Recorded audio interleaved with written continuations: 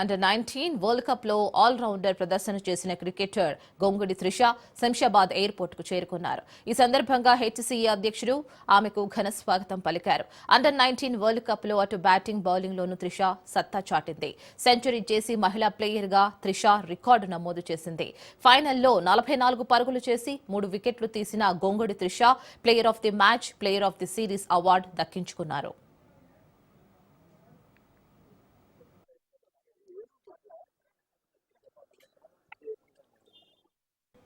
Under-19 world cup లో century సాధించడం సంతోషంగా ఉందని అన్నారు గొంగుడి త్రిష.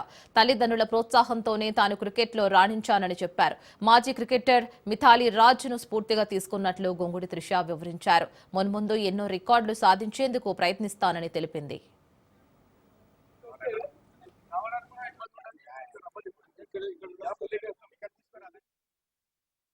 నాన్న కూడా అక్కడ ఉండే అక్కడ కొట్టినప్పుడు ఇంకా స్పెషల్ ఉండే నాకు ఆ మూమెంట్. ఫస్ట్ సెంచరీ కొట్టినందుకు కూడా చాలా స్పెషల్ ఉండేది. సో లాస్ట్ టైం అంత ఆపర్చునిటీస్ రాలేదు. వచ్చినప్పుడు కూడా ఆడాను, కానీ లాస్ట్ 3 runs ఉన్నప్పుడు అవుట్ అయ్యాను ఫైనల్స్లో.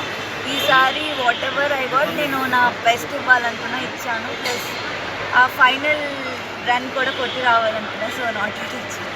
మిథాలీది ఆఫ్ కోర్స్, బికాజ్ ఆమెను చూస్తూ పెరిగాము. సో ఎప్పుడు ఆమె ఉంటుంది. నేను క్రికెట్ స్టార్ట్ చేసింది నాన్న వల్ల, అమ్మ నాన్న వల్ల. వాళ్ళు లేకపోతే నేను ఇక్కడ ఉండేదాన్ని కాదు.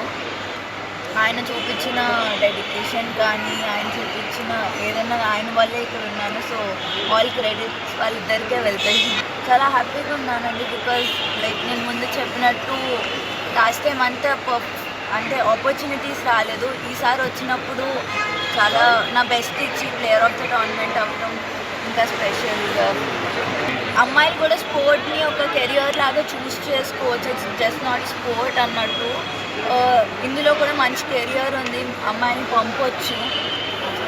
అక్కడ అంటే మేము ఫస్ట్ నుంచి ఆల్మోస్ట్ 1 year నుంచి మేము ప్రాక్టీస్ చేస్తున్నామండి కలిసి.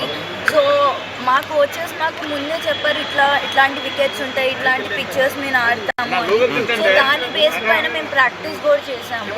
మాకు దానివల్ల చాలా ఈజీ అయింది. ఆబ్వియస్గా ఇండియా గెలవడం అనేది మన మొత్తం దేశంకి చాలా గర్వకారణం.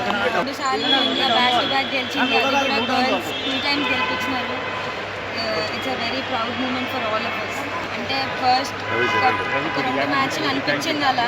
బట్ దెన్ నాకేమనిపించిందంటే ఏదైనా చేసి మన దేశం పేరు పైన ఉండాలి. సో ఫస్ట్ 2 మ్యాచెస్ కొంచెం లో అనిపించింది, కానీ దాని తర్వాత సపోర్ట్ స్టాఫ్ అందరూ చాలా మంచిగా మాకు అర్థం చేపించి టీం అందరూ ఒకలాగా అనిపించింది.